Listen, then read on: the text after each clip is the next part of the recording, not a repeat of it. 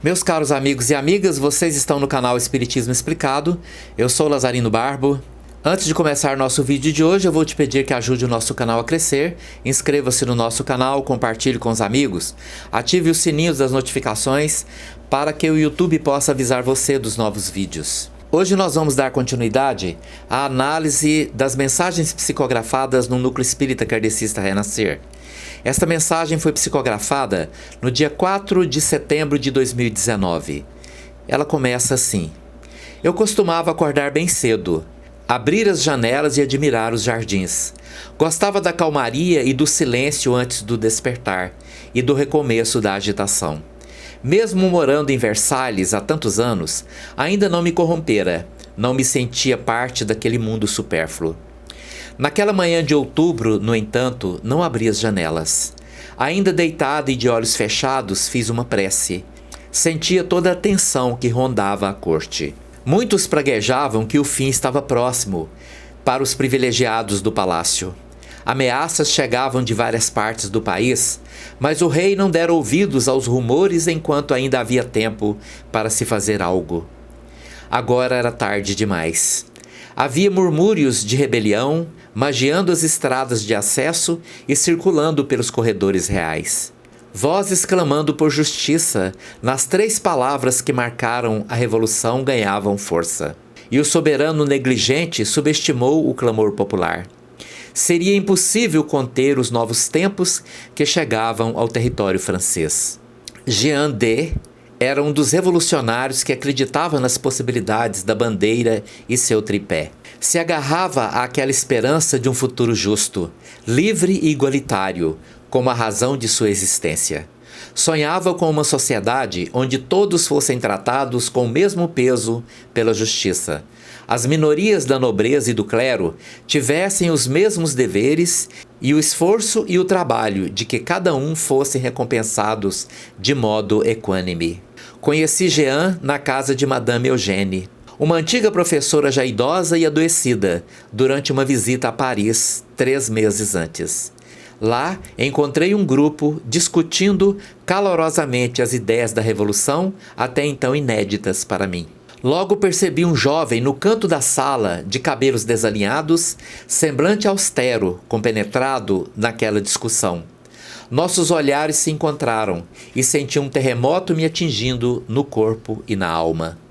Não havia necessidade de palavras, nos entendemos no silêncio. Eu ouvi sua felicidade e seus pensamentos, que exalavam perfume e cores. Em todas as partes do meu corpo, gritaram em uníssono o que a linguagem humana não seria capaz de expressar. Naquele instante, eu o reconheci como aquele com o qual eu sonhara minha vida toda. Sua presença ali, distante alguns passos apenas, preenchia o vazio de minha alma, de muitas vidas, de séculos de solidão que eu trazia comigo.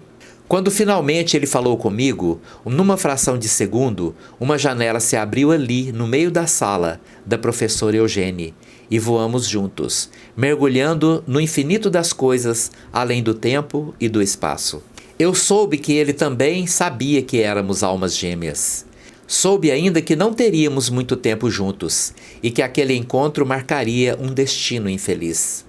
Mas naquela hora em que, talvez por uma breve invigilância do destino, estávamos juntos na casa da velha educadora, não havia como deter a força daquele encontro e apagar o colorido da esperança. Voltei para o palácio e continuamos ligados. Eu conhecia os pensamentos dele, sabia onde ele estava, sentia suas aflições, seus medos e sua força. E a doce felicidade mútua que a certeza da existência um do outro provocava em ambos. Não tardou para que eu recebesse uma carta de Jean D. Cheia de afeto e paixão, o amor ultrapassava os limites do papel ou mesmo das palavras, e eu absorvi todo o seu conteúdo, que se espalhou pelo meu corpo, fazendo-me flutuar inebriada de amor. E assim passamos a nos corresponder regularmente. Na véspera daquela manhã de outubro, recebi de Jean mais uma missiva. Desta vez envolta em tons negros, exalando o cheiro de medo. Jean dizia que a revolução já dominava a capital e não tardaria a chegar até Versalhes. Instruía-me, em caso de invasão do palácio, a me esconder longe dos aposentos da rainha. Não estava escrito, mas eu sabia que ele viria me buscar. Na manhã anterior, eu acordara com o coração cheio de angústia. A visão do jardim me causou calafrios terríveis.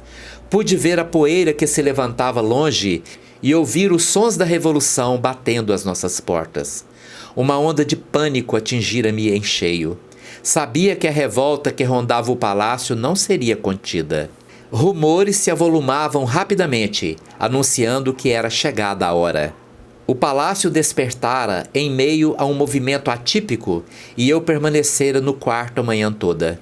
Algumas horas se passaram até que a confusão da estrada venceu o limite das portas reais. E as coisas fugiram a qualquer controle. Ouvira as vozes dos guardas reais gritando ordens pelos corredores. A porta do quarto fora trancada pelo lado de fora. Pouco pude compreender em meio ao tumulto de vozes estranhas, sobretudo gritos incompreensíveis de mulheres histéricas. Ao cair da noite, a algazarra fora diminuindo e aparente calmaria se estabelecera, mas as portas dos quartos continuaram trancadas e o jardim não fora servido como de costume. Meu coração permanecia desassossegado, a agonia aumentando a cada instante. Sem conseguir dormir, levantei-me antes do sol nascer e, seguindo as instruções de meu amado Jean, vesti-me com o vestido mais simples que encontrei. Calcei sapatos confortáveis e guardei algumas joias nas roupas de baixo. Saindo pela janela, desci as escadas secundárias até a cozinha. Uma pequena multidão estava instalada ali e pude passar despercebida, me escondendo num dos quartos reservados às criadas. O sol já estava alto, forte demais para um outono europeu, quando a agitação dos manifestantes voltou a crescer e se tornou incontrolável. Gritos histéricos, homens e mulheres correndo de um lado para o outro, violência por toda parte. Senti um cheiro forte de sangue e o gosto quente em minha boca. Soube que Jean estava ferido. Apavorada, saí do abrigo onde estava escondida e corri em direção ao pátio. Sem olhar para trás, ouvi passos rápidos e pesados se aproximando. Por um instante breve, enchi-me de coragem e chamei por Jean em voz alta. Um dos soldados do palácio atingiu-me por trás com a espada atravessando meu peito. Não suportando a dor, joguei-me ao chão e vi meu vestido manchando-se de sangue. A princípio gota a gota, para logo se formar uma poça abundante sob mim. Fui enfraquecendo, as forças minando, os pensamentos se confundindo àquela balbúrdia. Meus olhos se fecharam contra minha vontade, vencidos pelo cansaço. Então eu não estava mais caída ao chão, mas pairava sobre meu corpo. Atônita e confusa, foi quando Jean, arrastando uma das pernas ferida, encontrou meu corpo inerte. Pude ouvir seu grito como um som longínquo. Estávamos novamente separados. O universo e suas forças kármicas mais uma vez nos vencera. E estávamos presos cada qual em seu caminho individual. E mais uma vez encontrei a solidão. Não soube o que aconteceu com meu amado logo em seguida. A revolução se tornou cruel e desumana. Milhares de vidas ceifadas e muito foi o sangue derramado em solo francês, onde a violência parecia não ter limites para as mentes enlouquecidas. Muito tempo depois, soube que ele havia se perdido naquela onda de insanidade e que desencarnara em condições terríveis. E assim como a solidão me suga as forças, a esperança me alimenta e conforta. Busco acreditar que um dia ele sairá do pesadelo em que vive atualmente, e eu poderei ir ao seu encontro. Então, cuidarei de suas feridas, e aconchegando ao meu colo, ele não mais sentirá frio ou fome. E é por isso que eu estou aqui hoje, nessa casa de reajustamento e oportunidades. Assinado Josefina, pela médium Eliane. Meus caros amigos e amigas, não tem como analisarmos a história de Josefina sem antes analisar a história do Palácio de Versalhes. A invasão ao Palácio de Versalhes, que ocorreu em 5 de outubro de 1789, pôs fim à monarquia absolutista francesa, iniciada por Luís XIV, que foi o construtor inicial do Palácio de Versalhes.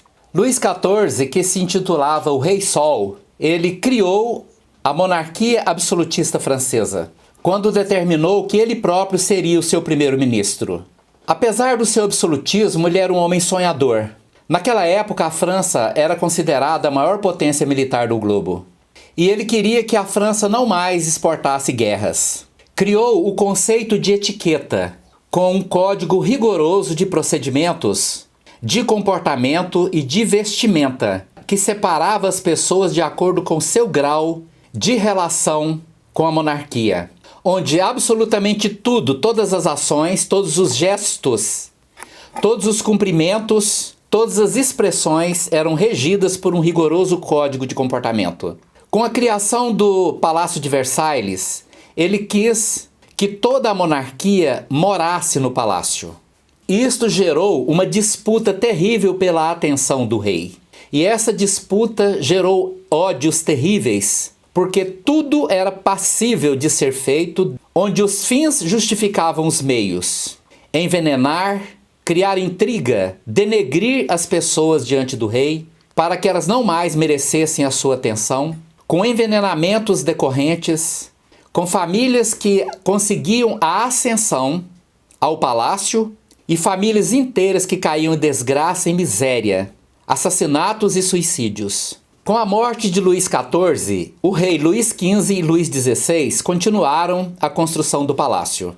E com Luís XVI se acentuou muito o afastamento da monarquia francesa do povo, que vivia em plena miséria, com fome, com frio, enquanto a monarquia palaciana se locupletava de riqueza e poder, vivendo em uma ilha de fantasia, ao qual o povo não tinha acesso. Com isso, a revolta popular foi crescendo cada vez mais, avançando sobre o povo, adquirindo cada vez mais adeptos, de tal maneira que em diversas províncias a violência cada vez mais eclodia.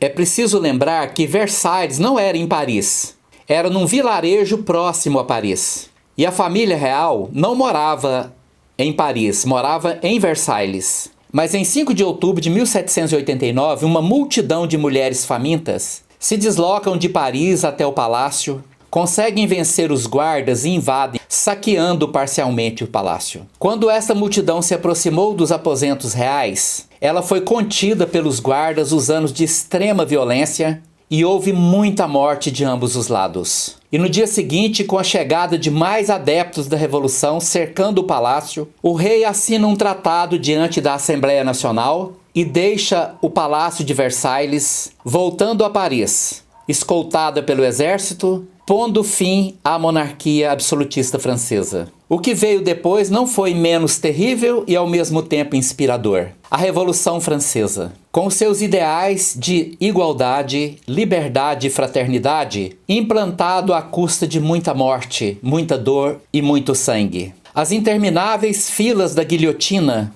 cortando cabeças sem parar, onde todo oponente era um inimigo a ser morto. Tendo o rei Luís XVI julgado e condenado por alta traição, condenado a ser guilhotinado em 21 de setembro de 1793. 9 meses depois, sua esposa Maria Antonieta, julgada e condenada também por alta traição, foi guilhotinada em 16 de outubro de 1793. Os ideais da Revolução Francesa, assentando-se sobre 3 pilares de liberdade, igualdade e fraternidade, inspiraram a criação das repúblicas e fazem parte ainda do ideário de implantação de justiça no mundo. Liberdade, igualdade e fraternidade. Mas os eventos posteriores, devido à forma que foi implantada, inspirou a um profundo clima de ódio que ainda está ativo no plano espiritual. A nobreza e seus partidários, humilhados e destituídos de títulos e bens, e apoiados pelas demais monarquias ainda existentes no mundo, que se sentiram ameaçadas pelo que aconteceu na França, trataram de se organizar. Por outro lado, os revolucionários, também apoiados pelas ideias republicanas que neste momento espalhavam-se pelo mundo, criaram um clima de guerra civil que promoveu um profundo derramamento de sangue e ódio na França. Estes ódios ainda não foram resolvidos e desdobram-se no plano espiritual ainda nos dias de hoje. Sendo que milhares e milhares desses espíritos se espalharam pelo mundo, principalmente as Américas. E grande parte deles vieram para o Brasil, para implantar aqui os ideais de liberdade, igualdade e fraternidade, e ainda para a implantação do Espiritismo no Brasil, tendo como base a tarefa de unir as três vertentes do conhecimento humano, ciência, filosofia e religião,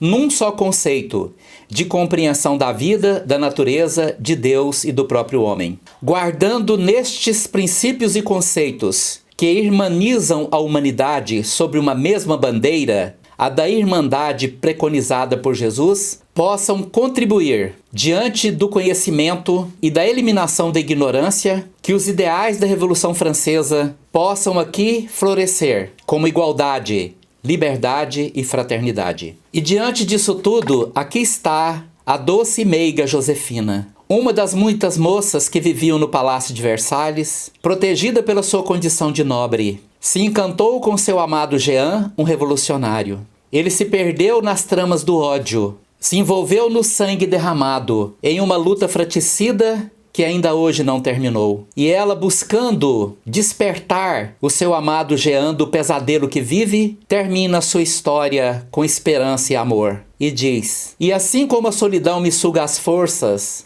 a esperança me alimenta e conforta. Busco acreditar que um dia ele sairá do pesadelo em que vive atualmente, e eu poderei ir ao seu encontro. Então cuidarei de suas feridas, e aconchegado ao meu colo, ele não mais sentirá frio ou fome." Como trabalhadora no plano espiritual, aqui do nosso núcleo espírita kardecista Renascer, pedimos a Jesus, nosso Mestre, Deus nosso Pai, Maria de Nazaré, nossa Mãe essencial, que a cubra de luz, que envolva o seu amado Jean, para que ela possa mais uma vez estar com ele, ajudando a despertar do pesadelo do monopensamento ao qual ele se entregou. E que um dia, ainda nessa vida, possamos merecer que ela novamente nos traga uma mensagem, dando definitivamente um novo começo a essa história de amor, dor, ódios, violências, nos demonstrando uma vez mais que o amor nunca morre, independente do tempo ou do espaço percorridos. Que Jesus nos abençoe.